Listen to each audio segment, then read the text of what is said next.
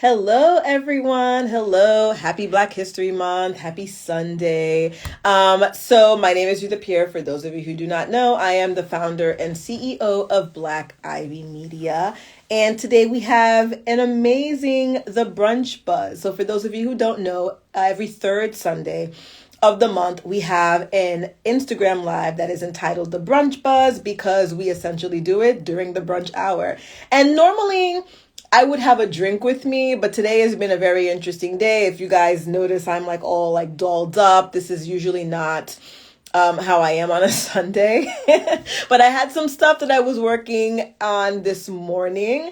And so that's why I'm, looking so fabulous today. But we have an amazing guest by the name of Barnabas Crosby, and we are so excited to talk to him. He is a storyteller. For those of you who paid attention to the flyer, he's a storyteller based in Brooklyn.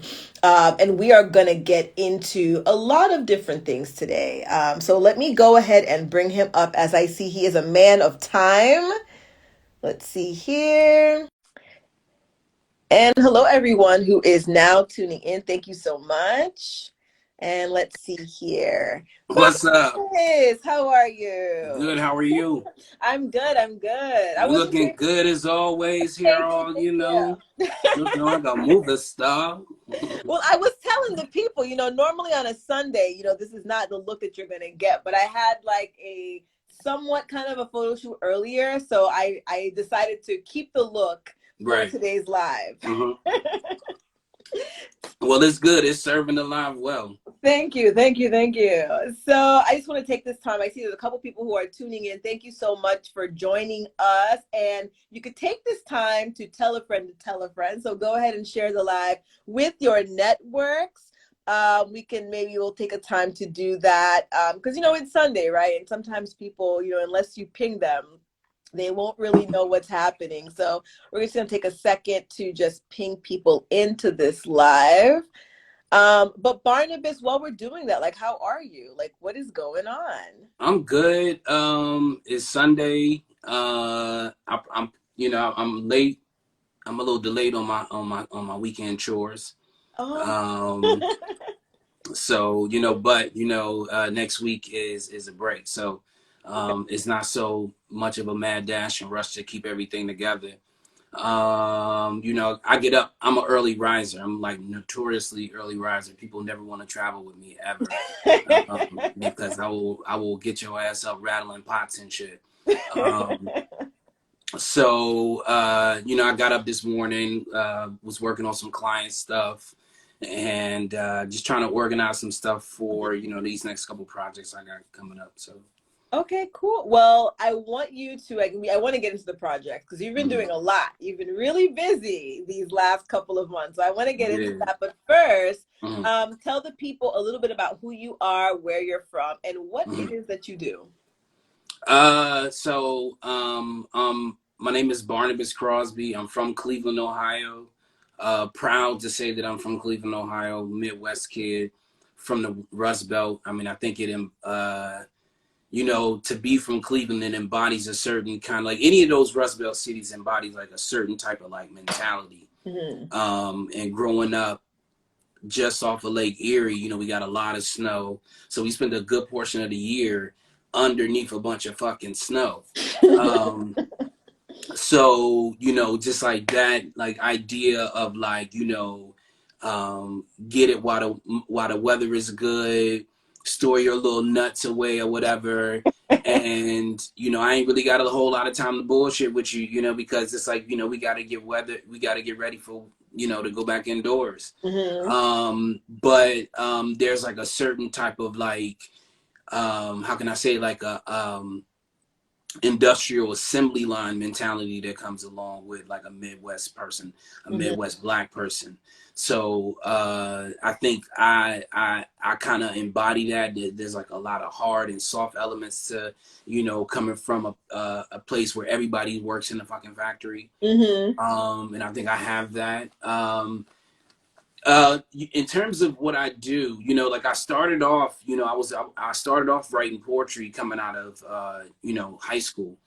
That was like the thing, like Love Jones and, you know, so not everybody was doing it, you know, because, you know, I'm from around the way, so that wasn't like really like the thing to do. You know, I wasn't body slamming motherfuckers and shit like that. So, you know, there was something about my neighborhood, because, you know, I tell people I grew up with two families, the niggas and the Jehovah's Witnesses, right? Oh my You gosh. know, because you know, we were Jehovah's Witnesses. My father was a street guy.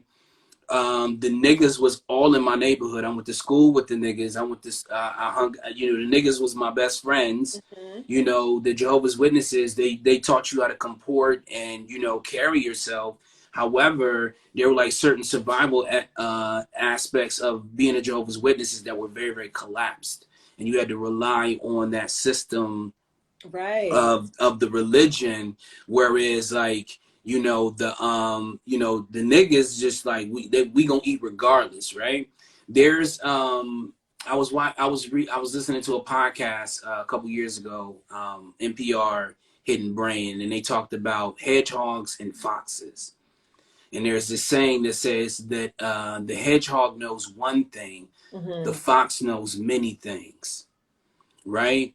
And that the hedgehog is going to apply like a very like collapsed and compressed approach to Hmm. solving a problem. And the fox is like, nah, it's like I got to figure out a million ways to eat, a million ways to pay my rent, a million ways to pay my bills, shit like that.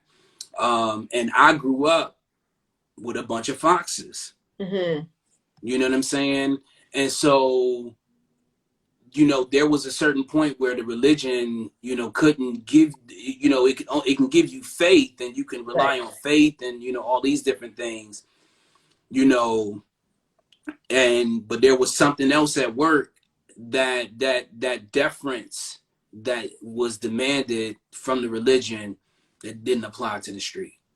So I I took what didn't I know could. you were a Jehovah Witness. Or Hell yeah, man. I mean, do you still? Because I mean, I have some of my uncles who are, so I'm very familiar with the witness life, right? Mm-hmm, But mm-hmm, do you? You know, now I'm realizing when I tell you happy birthday, does that? Do mm-hmm. you feel sometimes like Now do I you don't still feel no practice type of that? way. Okay. Because I started having girlfriends real early. So they broke me out of that shit. They was like, we buying presents and shit, yo. So, you know, the Chicky Boos broke me out of the religion. They brought me to sin real quick. So I appreciate them for that. Shout out to the Chicky Boos.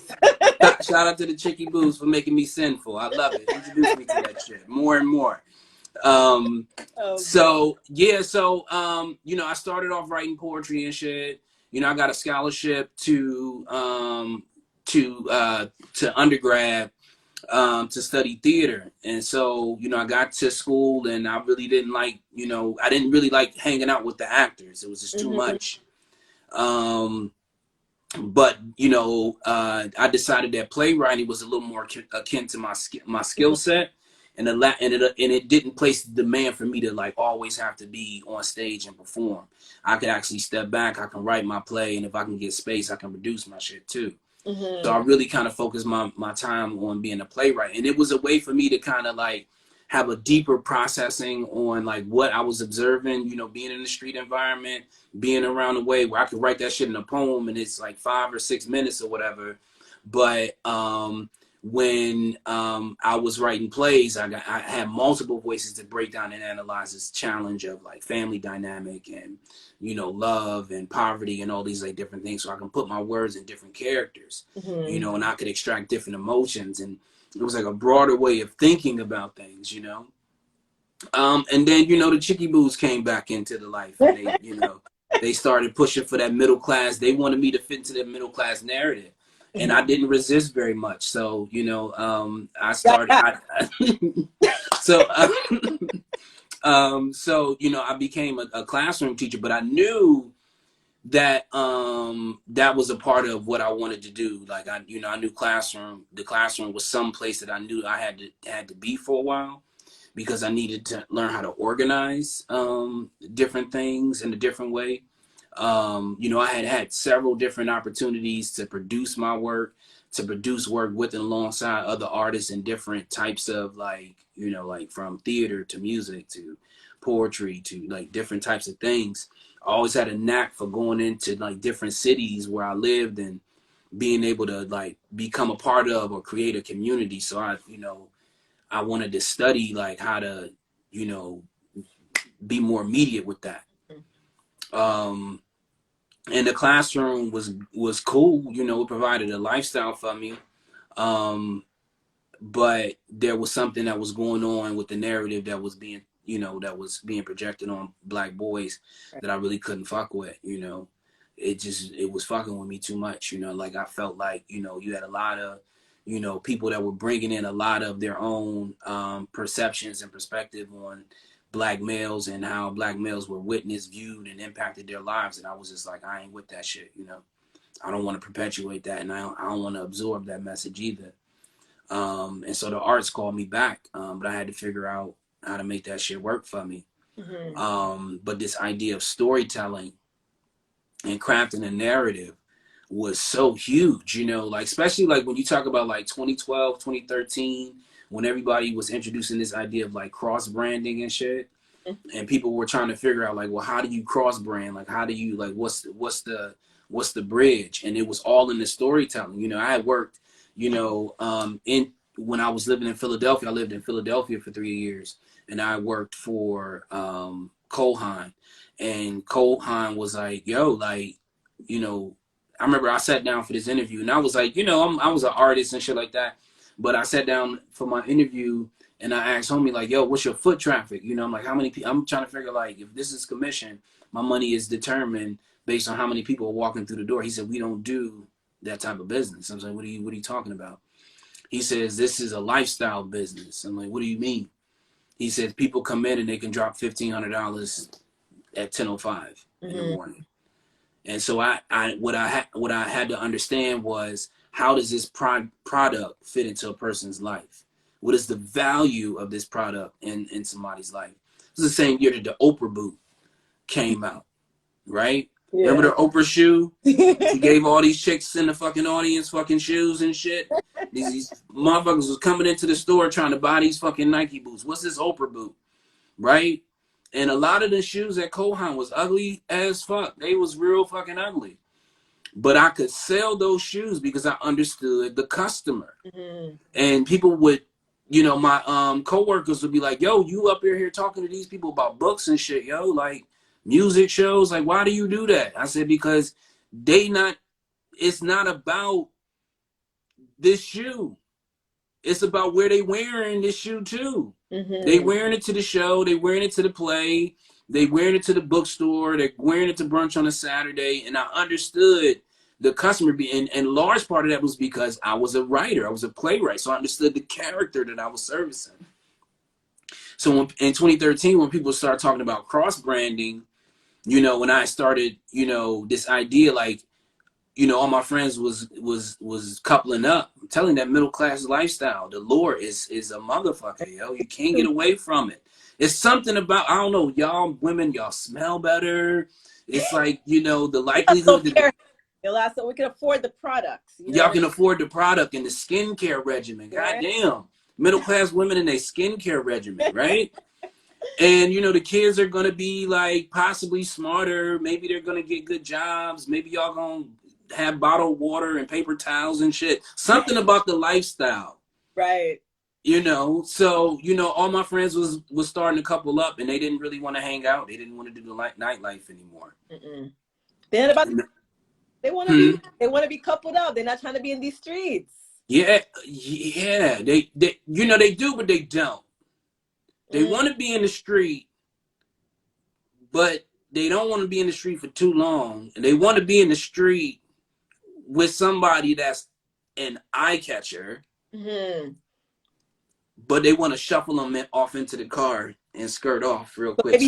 So they might want to dip the toe in the street. They want to dip. They want to have a toe in the street. Yeah. They want to have a street plated toe. Yeah. That's what they. You understand what I'm saying? Right. They want to have a toenail that say street. Yeah. Right. So pedicure, street pedicure. That's what they want. So like, you know, like all my friends, they was like, they was coupling off. And the only thing I could really do to get them outside was to say, like, let's go drink some whiskey.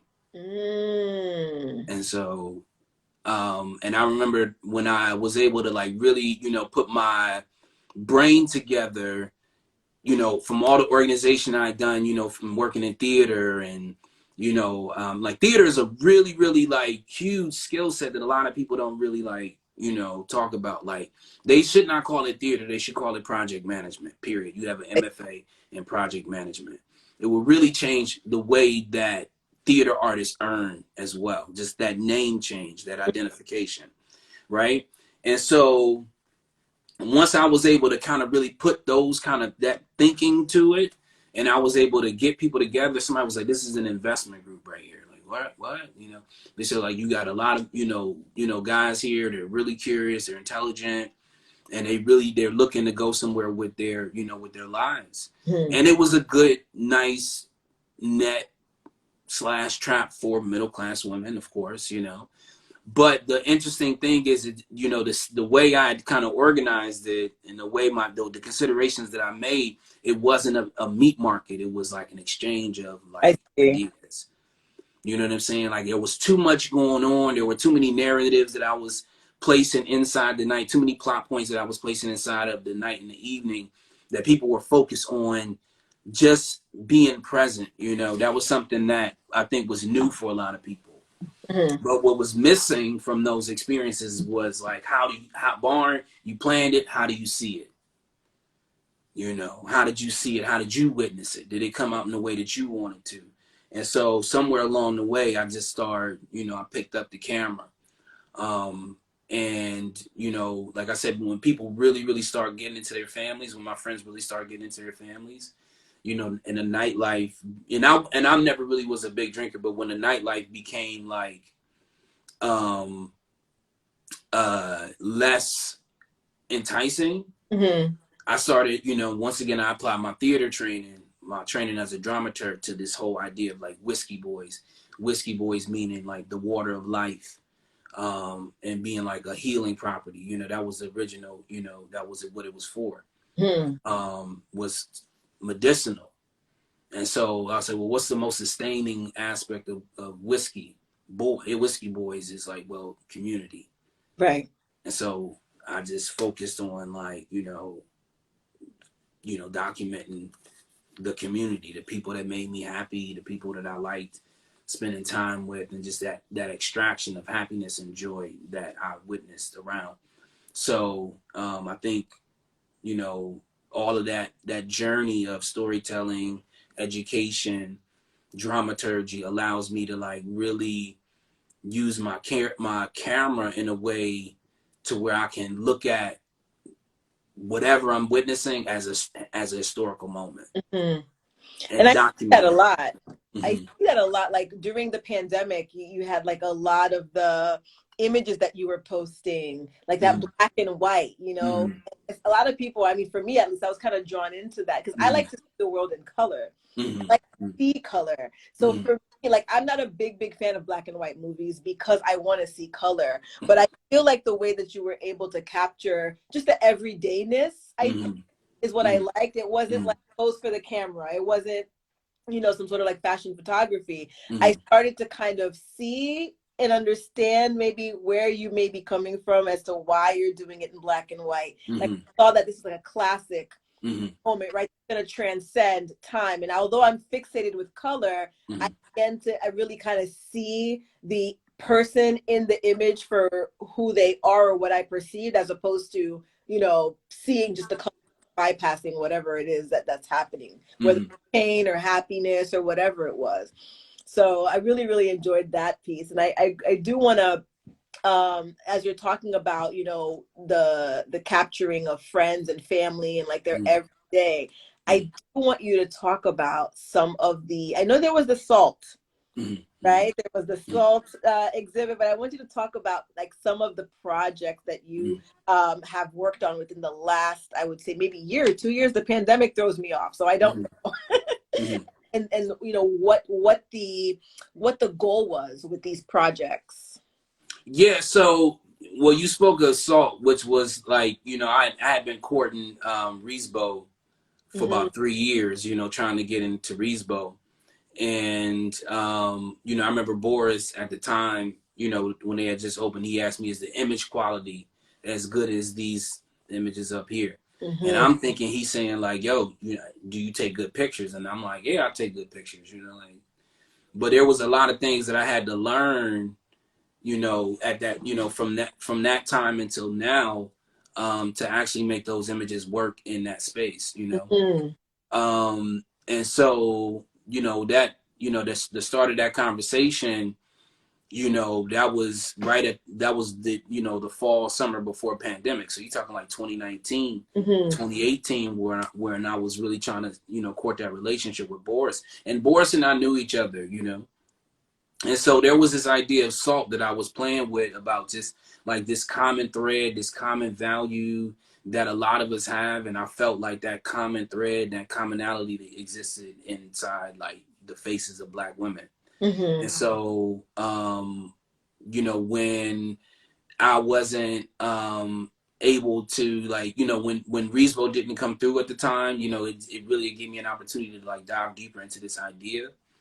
And at the top of, you know, when pandemic hit, I was really like determined. You know, I saw some parallels, you know, what was going on right now and like some shit that happened in history a long time ago, like the Bronze Era. And it's like all these like people who had been subservient to like all these royal people, you know, once, you know, the empires fell, now they had all this time to themselves to kind of make what they wanted to make. And so I saw that like real early on, and I took it to my advantage. I said, you know, this is a time to like really create the history that people will focus on for the next couple of years moving forward. And, you know, but as soon as, you know, pandemic hit, you know, I stepped outside my camera and, you know, you look on, you know, the news, Instagram, all of the publications, everybody had on face masks. Everybody was standing in a long ass line. And everybody was talking about death. And I was just like, I'm not with that shit. I'm not, I don't want to have like a whole cache of images of Black people in this fucked up scenario. And so, you know, from, you know, Salt came Spirit of the Valley. Another Haitian sister, Shelly, jumped on that project with the Shaka Givens, who did costuming and wardrobe. Stacey Gray did hair. Lisa Jones did makeup. You know, it was just a really, really beautiful experience, you know, to have that with them. You know, and I started with, you know, with Onyx, who's Dominican brother, has this beautiful BMW 635 CSI. Okay. My goodness, it's a 1985 car. And then, you know, we did Dope Boy Fresh, which I turned into a zine just to really see, like, how can I push the work? And, you know, the zine really kind of came a part of, like, you know, everybody, a lot of image makers, a lot of creatives were responding to, like, just how you know, 2020 was like really like a wake-up call for a lot of people. Like, yo, shit is fucked up. You know, a lot of media outlets have not been looking out for us in the way that we want to be looked out for. And so everybody was doing a lot of these like magazine cover hacks, like Vogue and Vanity Fair. They were doing a lot of that, right? And Whiskey Boys, at the start of Whiskey Boys, like, you know, Esquire was like was like, you know, a mentor brand publication, but then Playboy was like a huge mentor publication for, you know, the concept of Whiskey Boys, just the intelligence of it, all that shit.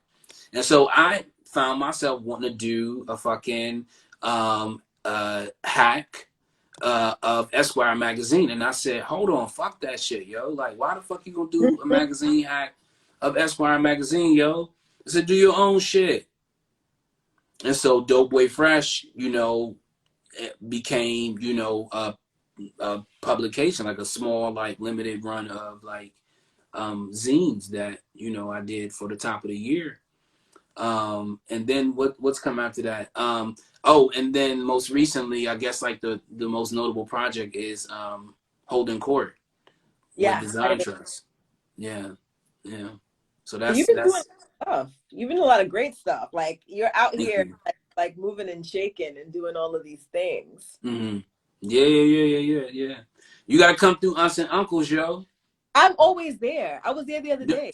So no, so you know, on Thursdays I'm doing the thing with them. So Yeah. I got two more.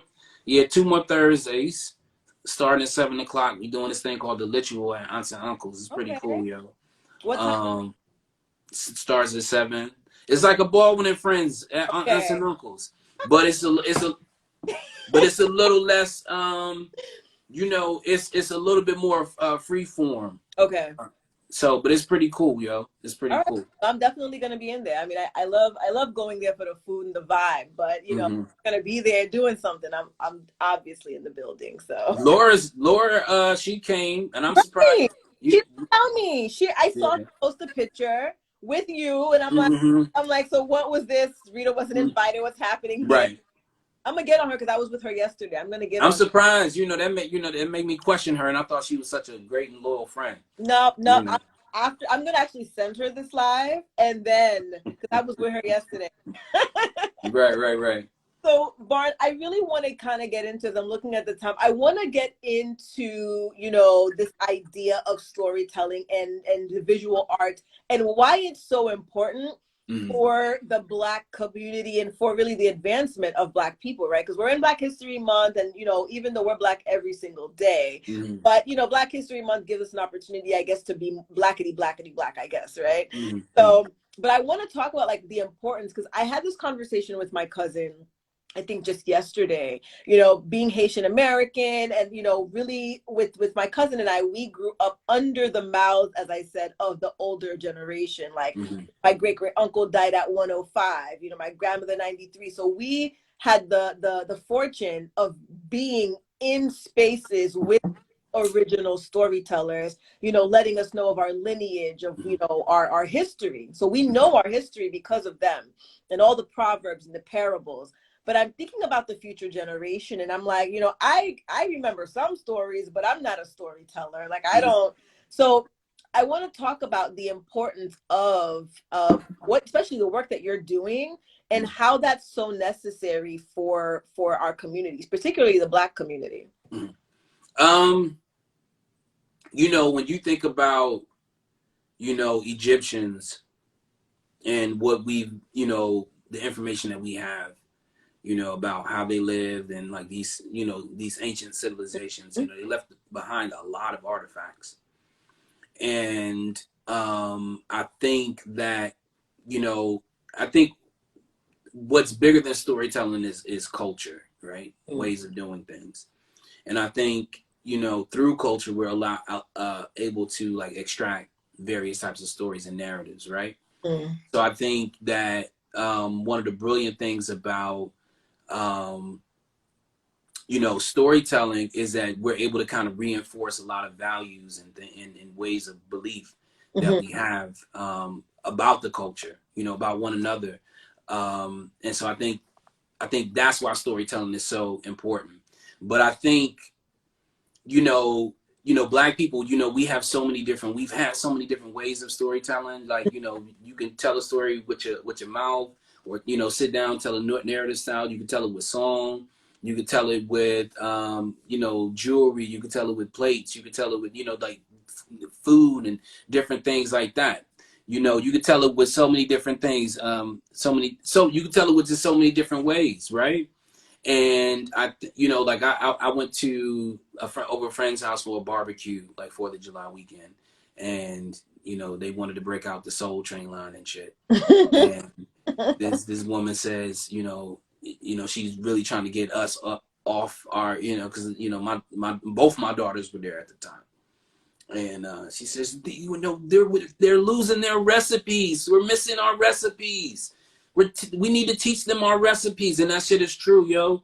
You ever heard of what is this shit called? Go Noodle? No. This is like bullshit, like online like platform for kids, and they're doing like all of the songs that kids used to sing out on the street. Bang bang, choo choo train, wind it up, and I do my thing, right? But it's these white girls singing it, right? These little ginger looking people singing these songs with a moose in the background, doing like some Millie Rock type shit, and those songs you could drive down the street in the 80s with your windows down and hear those songs, right? You saw girls on the street double dutching to those songs. You saw girls playing. We called it slide in Cleveland. Y'all call it numbers out here. Yeah. But when you think about like what the girls will be doing, they be talking shit, cussing you out, still keeping count. Like, yo, how do y'all do that? Right. Right. And you think about what the capabilities of the mind and what the mind has to be able to do to maintain all those, tasks at the same time. And that's not, available, and how many ways we've been taught to do, act, behave, and perform just by hearing those songs, those stories, and Right. how the culture has been kind of held together through that. Right. No, I mean, I think that thing is definitely like right. And I feel like as we're thinking about, I mean, for me, I like to think about, what's going to happen with the future because I have a son, right? Mm-hmm. What's going to happen with him? Like even with like language, Haitian Creole, I'm like, oh, he doesn't really know it. Like, so a lot Mm-hmm. of, it's going to be dead by the time he is like, he has his kids. But just thinking about, the different forms that we are telling stories nowadays, Mm-hmm. but thinking about how do we continue to do so in a way that is constructive, in a way that is positive, right? Because there are a lot of stories that are being told, Mm-hmm. but are they stories that are really, going to help, continue to shape the Mm-hmm. future? Stories that are we really passing down the traditions and the mores, the values, or whatever the case is? So I Mm-hmm. guess my question to you is for individuals who are wanting to get into this realm of either being a visual artist and being a storyteller and whatnot, like what would your advice be for them when it comes to staying true to the culture and staying true to I guess, or formulating a mission for what they're doing? Well, there was this YouTube channel I used to watch called what is it? Every Frame a Portrait. It's like this, like, I don't know. It's like a compilation of like all these great films people made. Mm-hmm. And they talked about this one guy whose name you probably don't know, but you've probably seen every film that he's ever directed. And his name is Charles something, and sometimes it's Chuck something, and whatever. But he's directed like all these like Looney Tune cartoons, right? Okay. He didn't necessarily start off as an animator or anything like that, but he was like this brilliant director, and everything that he's ever made is classic. It's Looney Tunes. Mm-hmm. And one of the things he said is like, you just have to be like a prolific student of life. You have to constantly be observing, the things that are around you, the environment that are around you, and just making some sort of like, lending yourself to creating a record of it.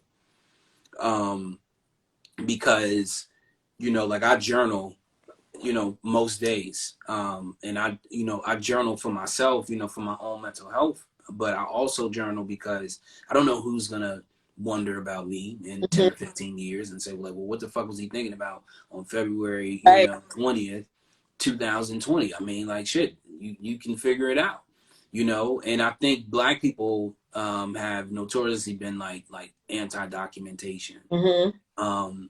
But how do we know what's important, and how do we know how we live if we don't have those artifacts? So I think, just starting from the perspective of like creating a record or creating the memory, Mm-hmm. I think that is one of the ways that, that's a good first step. But I think, when we look at the news and the media right now, we hear a lot of people sounding off on a lot of shit. Mm-hmm. We don't necessarily hear what happened. We hear, what people think about what happened, right? And so as long as we always get in that slant, we still got a lot of work to do to try to really, really get to the truth, right? You have your truth, I have my truth, and I can share with you my truth, and we can approximate or triangulate the fucking truth, but it's not absolute. It's all relative. But I think, the challenge is like, how do we get, kids, young people past this point of my handwriting's fucked up, or I don't know how to compose a sentence. Like, just start Right. doing the shit. Just start doing the shit. Because I went to a Tim Burton exhibit, and I was able to see everything that Tim Burton has ever worked on since he was in fucking high school up until, I don't know when I saw this shit, maybe like 10 or 15 years ago, but I know Edward Scissorhands had come out, and I know Nightmare Before Christmas has come out. I knew all this shit, and he had, and I don't have anything next to me, but he had like all these mini moleskins and all these moleskins, you know? So yeah, so like, you know, if you don't have the record, you can't, like, how do you know the story of A Nightmare Before Christmas, the story of Beetlejuice, how it came to fruition? You know, how do we say, well, how did Tim Burton do it unless we have that record? How Barnabas did it unless Right. you have the record? How, you know, and this may be narcissistic, Maybe. but I think I'm very fucking important. I think I am important. I think I'm so important that if nobody remembers me, I will have created a memory for myself. You know, I just Listen, I always tell people, if you don't cheerlead for yourself, if you don't think you're the most important person in this world, you know, like, who else will? Like, you can't count on other people for, you know, for your greatness. So that's what, right. so I agree with you. And I also Mhm. think that you are very important because I know you personally, but still. right, right, If right, right. nobody else thinks it, I think it. Yeah, I mean, yeah, you know, if you know the apartment were to burn down today, and I was just able to make it out with one pair of boxer briefs, maybe two, I'm still the most expensive thing that was ever inside that. You know, just the investment that I Right. put into myself, the mistakes that I made. I know that if Ash was the only thing left of anything that I own, I could rebuild that shit. And if I can't rebuild it, like, yo, what the fuck? Like, yo, it is what it is, man. Turn the page, yo. You know? So Okay. No, I like that. And I was looking at the comments. I like mm-hmm. to give my comment section some love. So thank you again for those of you who just tuned in. Thank you for tuning in. Um, so Get Fit Fly Right. Thank you so much for your commentary. He's been, or he or she, I don't know, has been putting a lot of comments in here. But I like the one where we talked about, you know, traditions that are fun, that have layers of empowerment. Many stories told today are mostly of suffering.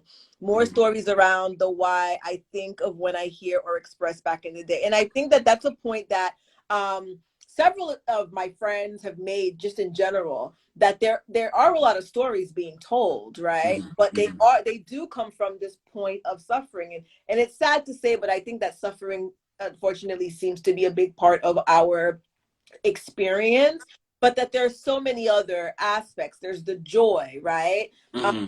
within our, you know, within our lived experience as Black people. Mm-hmm. And so, you know, I think that although it is important to highlight suffering, because for some people that is where their hope comes from, Mm-hmm. I think that we need to also do a good job of highlighting just the joy that Well, exists. you know, and I think a part of that, you know, self-deprecation, if that's the word I could use. I Mhm. think a part of that is like, you know, us feeling like, you know, whatever station we occupying, we somehow in that occupation got lucky. Yeah. You understand what I'm Right. saying? Like, you know, like, yo, you work for it, you put the time in, you know, you did all these, like, you did all these great things. You got there, you know, you showed up on time, you fucking ironed your clothes, you brushed your teeth, you was ready for that opportunity, Mhm. right? And so, you know, this idea of struggle, you know, like somehow validates, you know, that present occupation, which I think is really odd. Right. um, but I think, you know, like my father was locked up for 13 years, right? He went away when I was like 8. And there was a belief that, you know, because there were 5 children that he had left behind, that we were just going to be jacked up, right? And, you know, my father was a loving father, you know, good father. You know what I'm saying? Like, everybody got their faults and stuff like that. But one of the things he did was wrote letters to me. Oh. And I wrote letters back. And he wrote letters back. And he wrote, and my father was in prison for 13 years. And for 13 years, I wrote letters back and forth to my dad. That was the discipline hmm that I developed to become and be a writer and a storyteller, right? And so the whole narrative, my father wasn't around, that what he wasn't present. somehow, some way, I was able to really kind of understand and recognize the presence of my father, Right. in spite of his absence. To say like this is how I benefited from having a father, right? You don't really hear these narratives Nope. spun in the way, for our European counterparts to say that, like you would, like they won't even mention certain aspects of their narrative.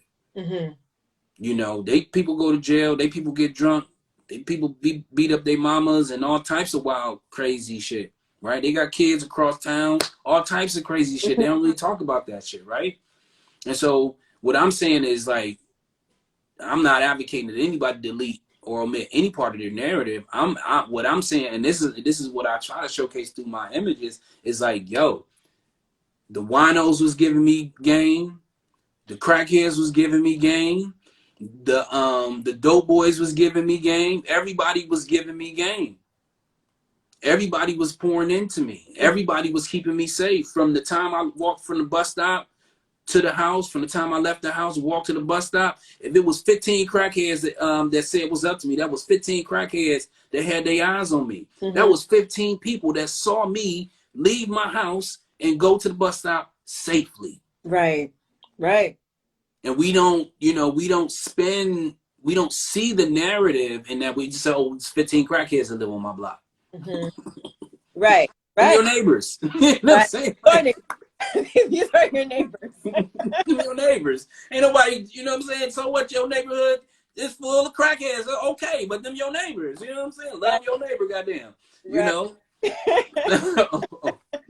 But But yeah. I just think it's important. I think, going back to your question, I just think understanding the value of, no matter where you are, these gentrified neighborhoods of Flatbush and East Flatbush, they still eating your stew chicken and rice, your jerk chicken and your curry chicken. They still eating your fucking oxtails, right? They still find value in what is coming from the land and the area that you occupy. Why don't you have and share and appreciate that same value? And so I just think that we need to just really start to like spin and have a deeper understanding of the importance that of the soil that we're, that grows us. And that's what I love about the way that you take your images, and the way that you do shift the narrative, right? You do Mm-hmm. shift it, and I love how you do that, because again, one person can look and say, oh, like these are the crackheads, these are the old dudes that are just playing dominoes in the streets, like they ain't doing nothing, how come they don't have no job? Like they could think of all of the negativity, but then like for you, when you capture it, it's more like the beauty of it, the beauty, Mm-hmm. innocence, and their humanity almost, right? um, Mm-hmm. I think that that's something that we definitely need to see more of, as opposed to seeing things so negative, or even if it's not that we're seeing it negative, but looking for the negative narrative, Mm-hmm. but thinking about things more positively and seeing people for who they are as human beings, that there is a story behind every face. Yeah, and it's interesting that you bring that up, because I think if there were a neighborhood that had like a really interesting narrative that embodies that, I would say it would be like a place like Brownsville. Mm-hmm. My first year teaching, I taught in Brownsville, and you know, I think one of the common mistakes that anybody from any marginalized or urban community in any major metropolitan area, one of the biggest errors that we can make is to think that all hoods are alike. Right. And that's just not this. No, That's at just all. not fucking true. You know what I'm saying? Like, Not at all. not at all. And so, I walked into Brownsville with a lot of media generated ideas, Mm-hmm. right?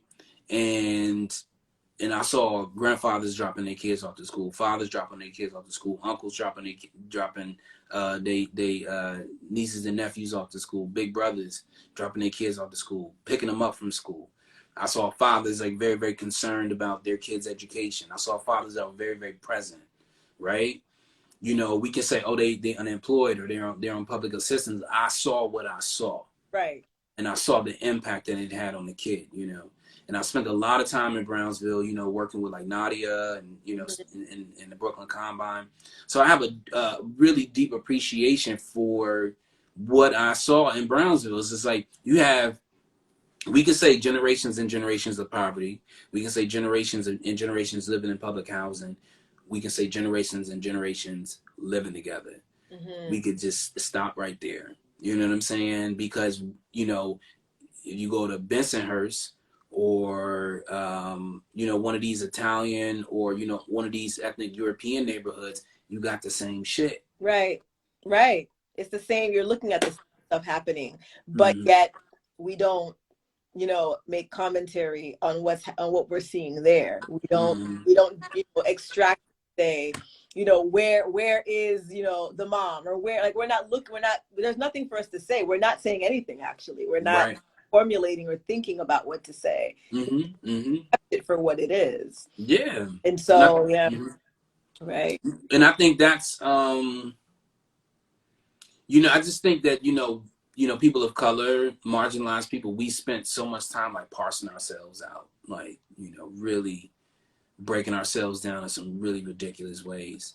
Um, you know, and you know, I think the last couple of years, especially like with the way that, you know, Black women have really found a way to accept all of their disruptive beauty and shared with the world, is like a great example of like, oh shit, like this has always been dope. We always been dope, always been fly.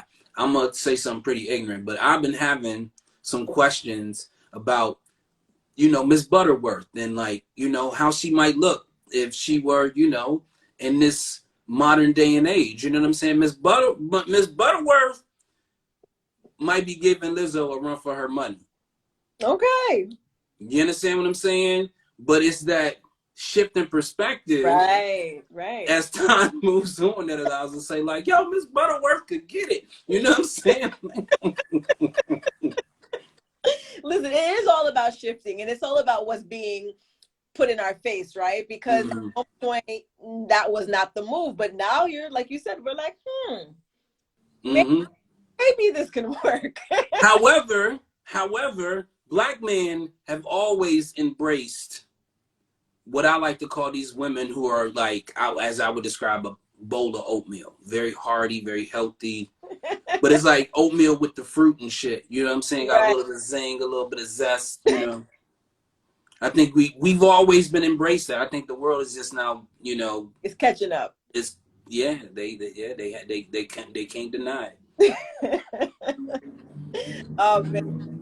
So, Barn, what are some things that you have in the works? Like, I mean, I know sometimes there's some exclusive things that you might not share. You can text them to me separately. it. But, you know, for those who are on the live who are like, all right, you know, I really love what I'm hearing. I love all this. You know, what's next? I know we have the series that's continuing for 2 more Thursdays at Aunts and Uncles, you said. But then what else? What else do you have in the pipeline? So yeah, aunts and uncles for the next like 2 Thursdays, the last Thursdays of this month. Which, you know, it's been really cool to kind of break a lot of these ideas down with people.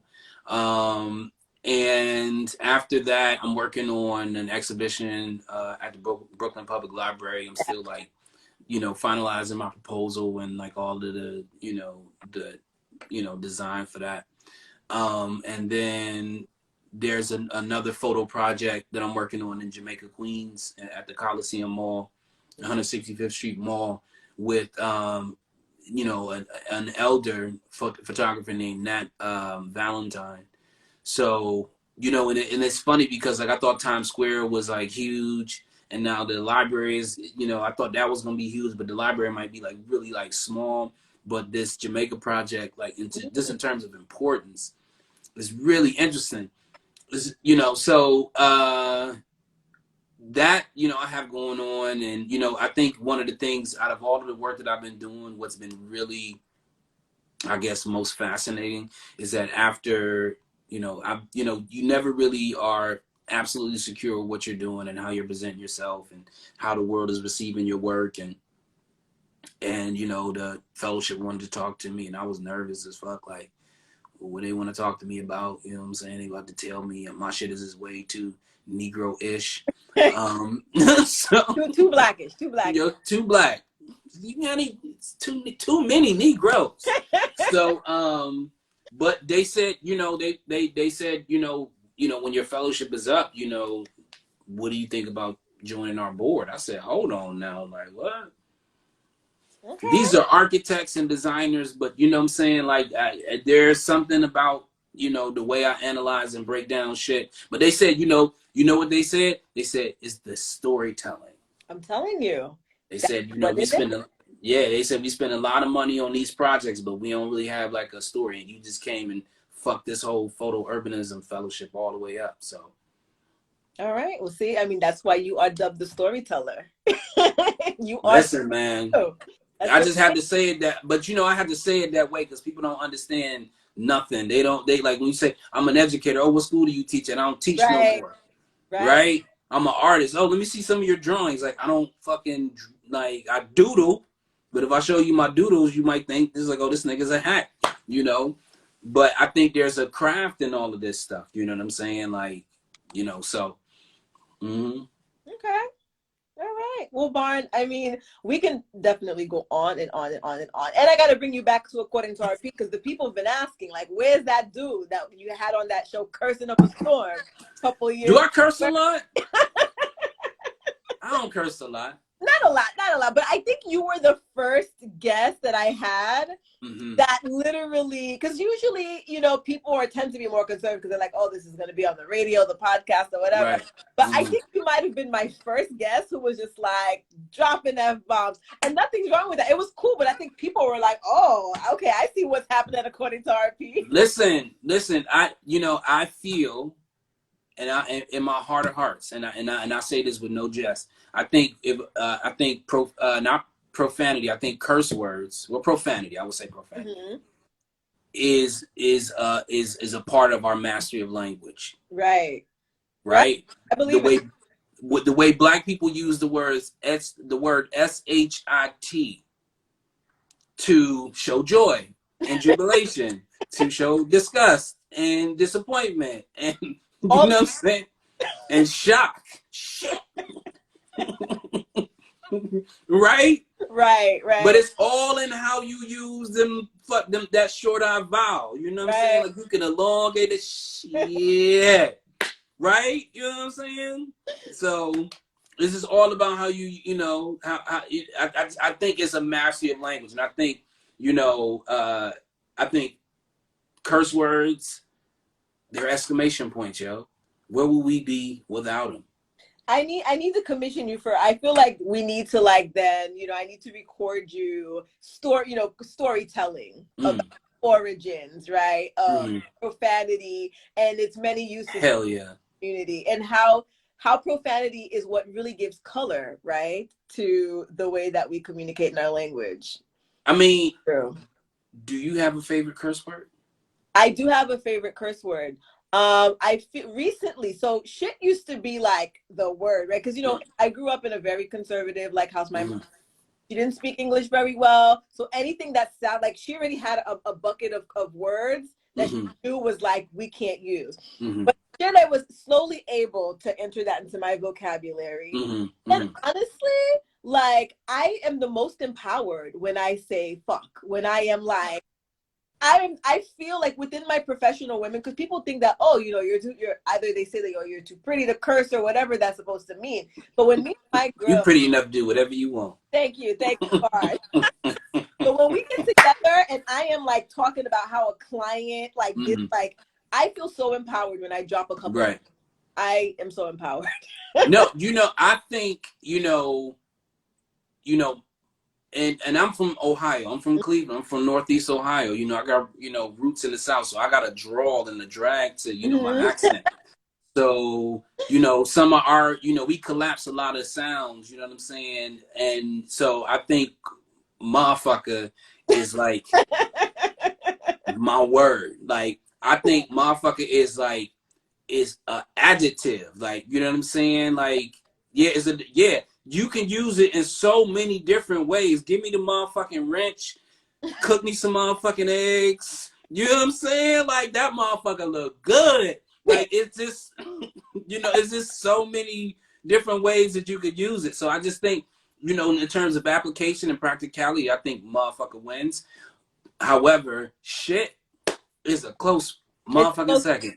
It's a close one. My uncle, with his heavy accent and all, shit is his favorite word. Like, he loves to find ways to use it with his heavy ass accent. So I think that for Haitians do love the word shit a lot. Like, the F word, I think, is still too strong for many of them. It's a strong word. Strong. Like, it's very strong. But everything else, I think, you know, they're like.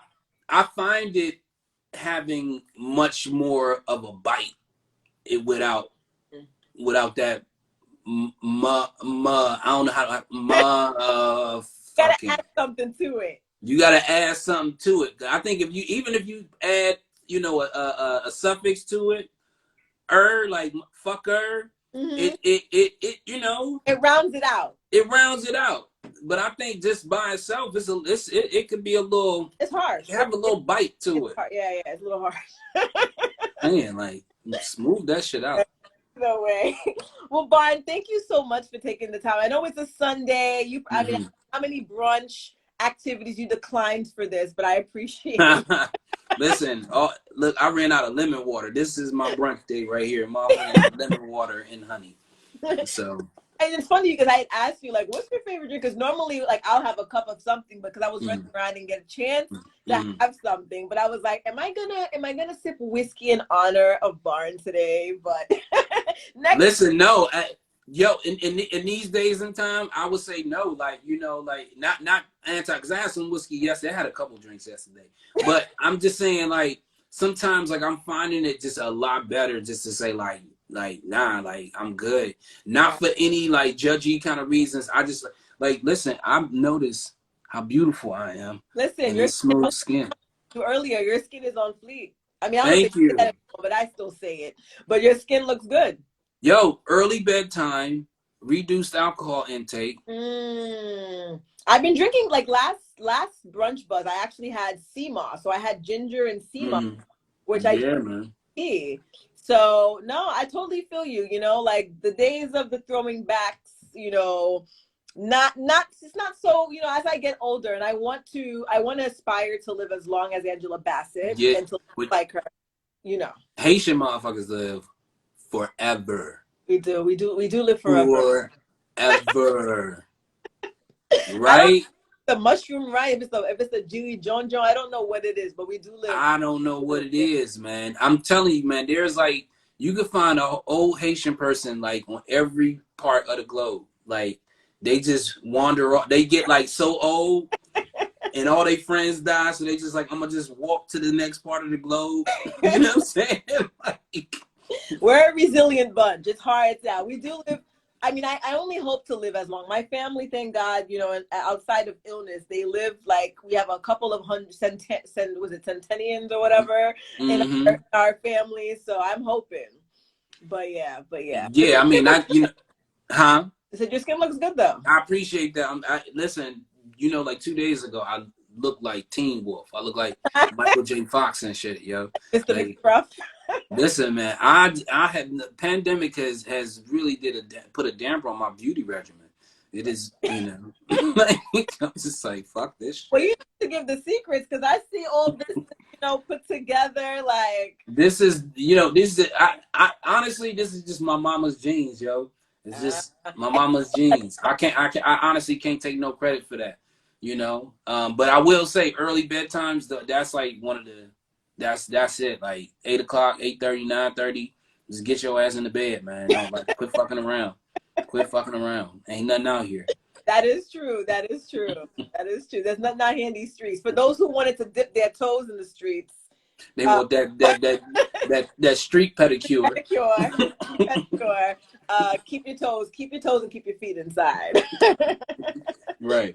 Oh man. All right. Well, Barn, thank you so much. And for those, I know there's a couple of y'all who just trickled in here. I am going to save the live, so you are going to be able to go back. But today we were talking to the amazing Barnabas Crosby, who is mediocre. You're not mediocre. The amazing Barnabas Crosby. Now you have me like the mediocre crossberries. Like, who is that? Who is that? Storyteller extraordinaire. You see that I think he's following with his page, Whiskey Boys Entertainment. Follow that. Learn all about the many ways that he is keeping the culture alive, not just for the present, but for the future. But with that being said, everyone, have an amazing Sunday. Again, follow us here at Black Ivy Media. Every month we have the Brunch Buzz every third Sunday. Follow Whiskey Boys Entertainment. And I think that's it. You have any last words for the people, Barn? Nah, man, just start journaling. Get a good pen, the pen that you love, and get you a good notebook that has really, really great paper, Mm-hmm. you know, that can house the beautiful ink that you're going to pour into that paper. And, you know, just document yourself, man. Fall in love with yourself one page at a time. Right. And I like what you said earlier, for those who just tuned in. It doesn't have to be perfect, right? It doesn't have to be perfect. Just start writing. Mm-hmm. Start writing, start journaling. Or if you don't like pen and paper, I guess they could just, video vlog themselves, right? Yeah, I mean, Maybe. yeah, maybe, but I mean, I think, yo, man, I just love like pen and I I love think pen. pen and paper, it does something to the brain. It really, Right. really does something to the brain. So I think just having that discipline is really kind of where it starts. I think a lot of people, you know, having that discipline and say like, I have an idea, I'm gonna put my body to work to make that idea to come to fruition. Right. I think is a really, really valuable exercise. Right. Right. All right. Yeah, right there. Well, everyone, thank you so much for tuning in. We are here every third Sunday of the month. Please follow Whiskey Boys Entertainment. Please follow Black Ivy Media. And Bart, I'm gonna hit you up on the side. All right, word. All All right, right, bye all everyone. right. Talk to you soon. Bye. Bye bye.